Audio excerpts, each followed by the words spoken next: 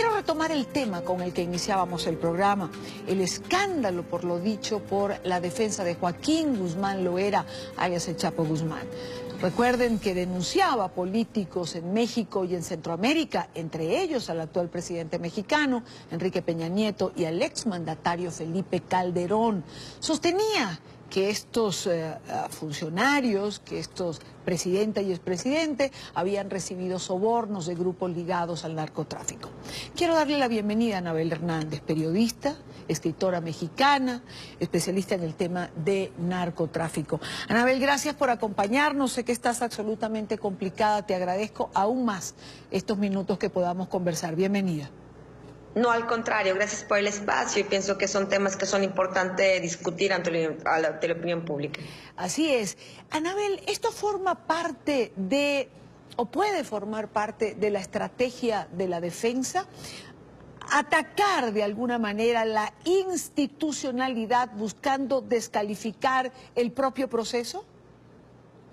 Bueno, lo que yo te puedo afirmar categóricamente, yo llevo llevo poco más de 13 años investigando el cártel de Sinaloa y sus conexiones con el gobierno de México al más alto nivel. Y lo que te puedo afirmar es que independientemente de ser una estrategia legal o no, lo que es cierto es que hay documentos, hay testimonios, hay pruebas fehacientes de que efectivamente el cártel de Sinaloa durante décadas ha pagado millonarios sobornos a integrantes del gobierno de México al más alto nivel. Estamos hablando, por ejemplo, que en 1992, en un operativo de la Policía Federal, descubrieron que en la casa del expresidente de México, Luis Echeverría, vivía nada más y nada menos el abogado de Joaquín Guzmán Loera, el Chapo Guzmán, y de Amado Carrillo Fuentes. Desde esa historia que data de 1992 hasta la fecha, yo te puedo contar episodio tras episodio muchas de estas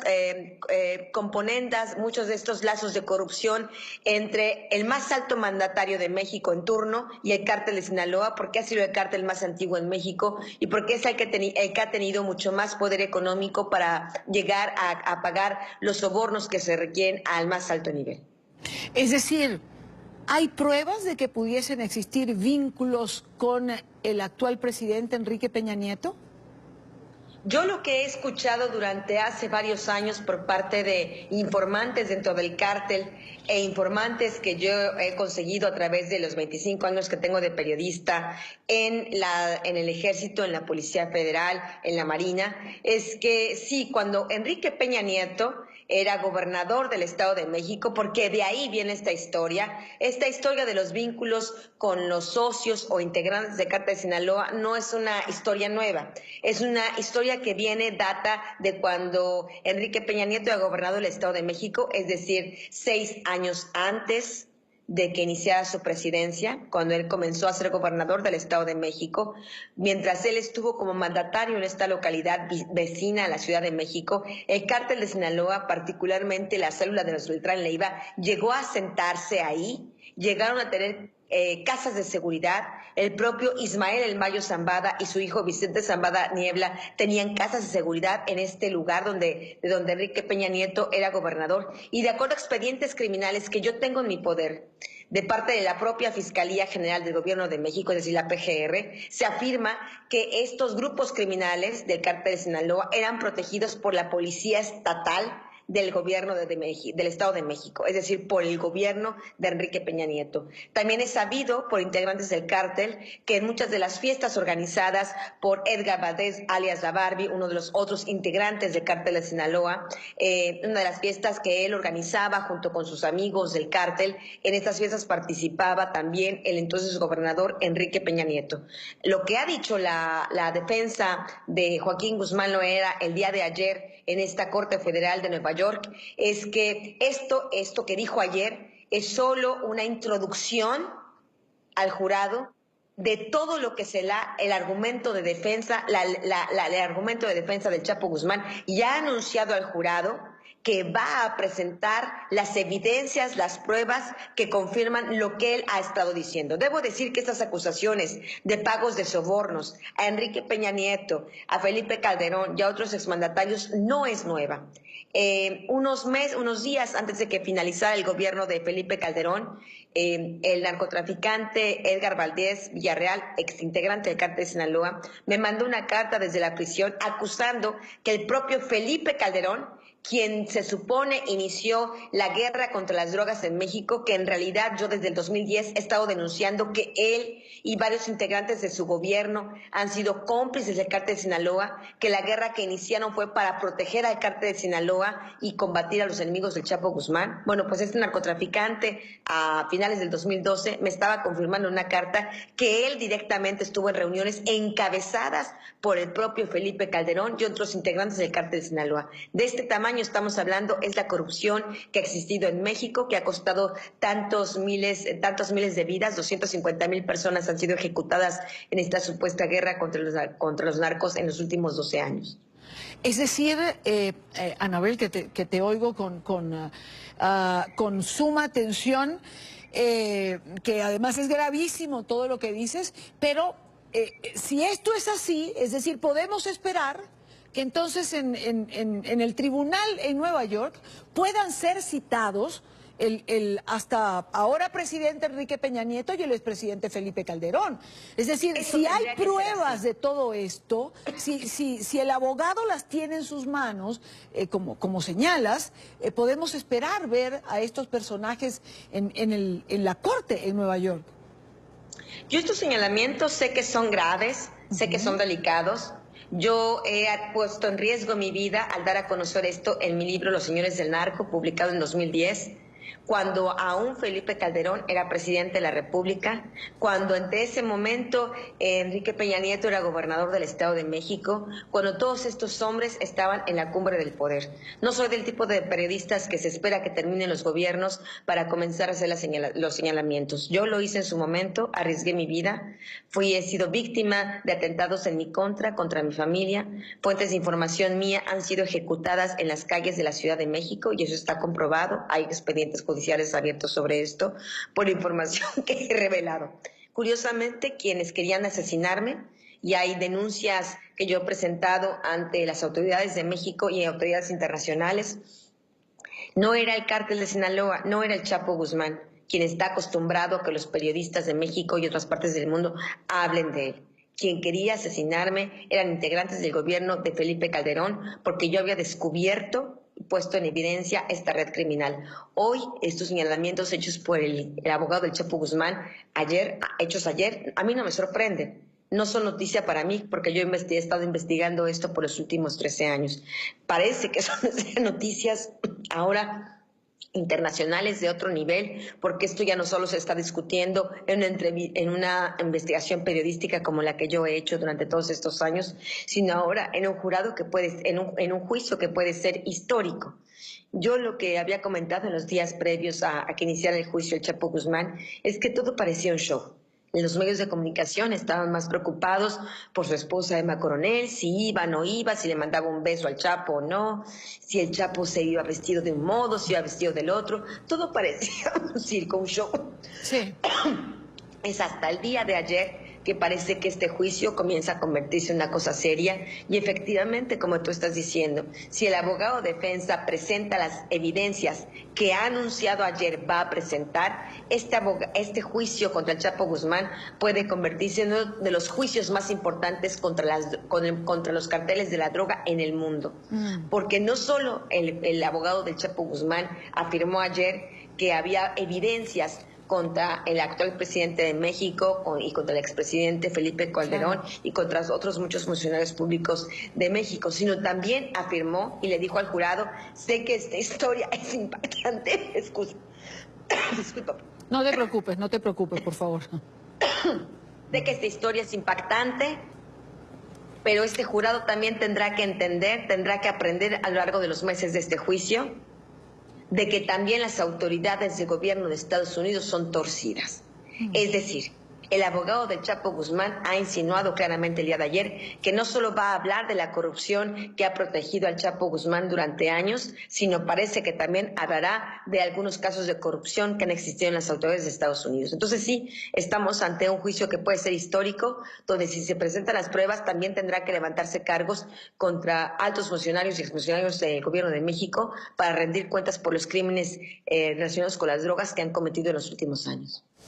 Anabel ha escrito, entre otros libros, ya mencionó Los Señores del Narco, La Verdadera Noche de Iguala, México en Llamas. Anabel, yo tendría que preguntarte después de oírte, ¿por qué funcionarios como Enrique Peña Nieto o como el expresidente Felipe Calderón establecieron esta presunta alianza con el cártel de Sinaloa, con el Chapo Guzmán?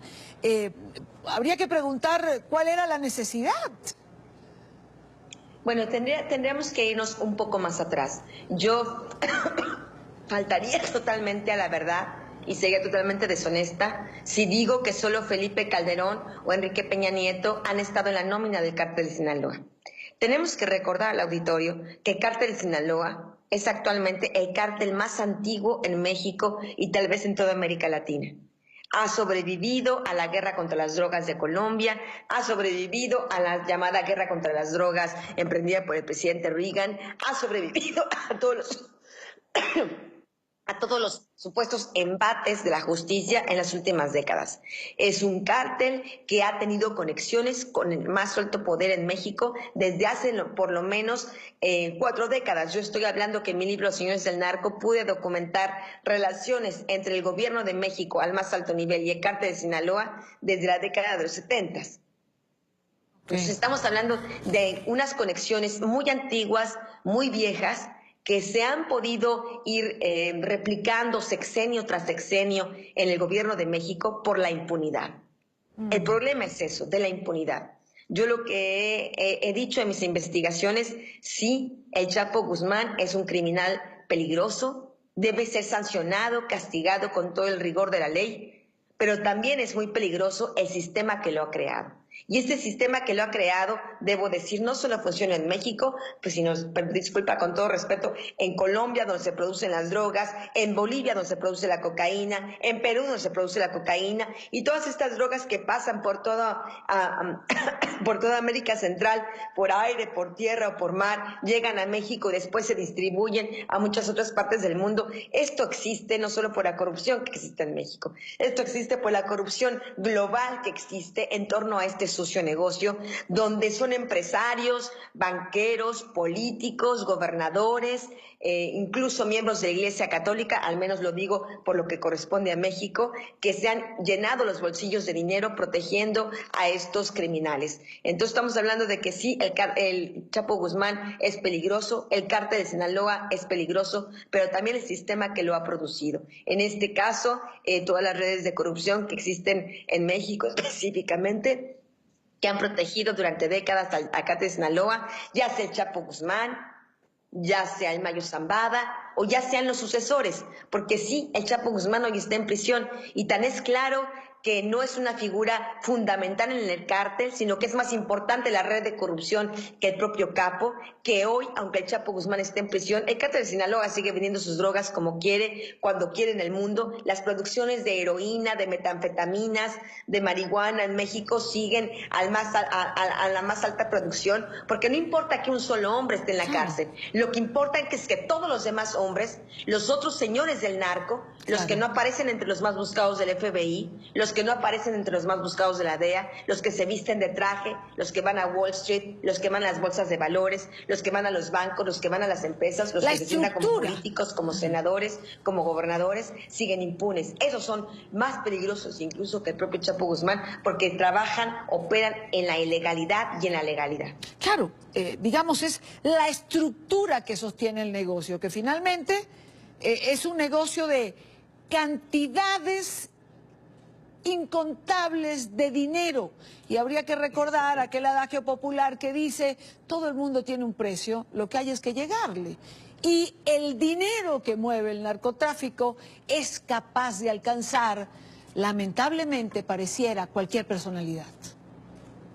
Absolutamente. Y estamos hablando de nuevo, no solo en México, no solo en América Latina, sino también en Estados Unidos, como ayer claramente lo anunció, lo avisó, lo visualizó el abogado del Chapo Guzmán. Estamos hablando de que es en Europa, es en Estados Unidos donde se hacen las grandes operaciones de dinero. No son bancos de Colombia, no son bancos de México los que lavan estas fortunas. Sabemos, por ejemplo, que HSBC ha lavado dinero, millones de dólares, al menos 90 millones de dólares del cártel de Sinaloa. No hay ningún socio, no hay ningún director, no hay ningún presidente de esta corporación de bancos, la HSBC, en la cárcel. Pagaron una pequeña multa y siguen con sus operaciones. Lo mismo ha pasado con Citigroup, lo mismo ha pasado con Wachovia, lo mismo ha pasado con Wells Fargo y con muchos bancos que no están en nuestros países, sino están en los países de las potencias económicas, donde son realmente donde se reparten las grandes tajadas de este dinero sangriento que ha costado tantas vidas en México, en Colombia, en nuestros países. Nosotros ponemos la droga y los muertos. Ellos, los poderosos, los países poderosos, las potencias económicas, lavan el dinero y ponen a los clientes que compran estas drogas con las que se hace este negocio criminal. Así es, lamentablemente esa es la más absoluta realidad. Anabel Hernández, periodista, investigadora, escritora. Anabel, te agradezco muchísimo, cuídese un montón y gracias por haber estado en NTN 24. Gracias. Hasta luego. Hasta luego. Buena tarde. Anabel Hernández, periodista investigadora. Les recuerdo, entre otros, los libros que ha escrito: Los señores del narco, La verdadera noche de Iguala, México en llamas, entre otros. El calibre de información que maneja simplemente lo acaba de poner sobre la mesa.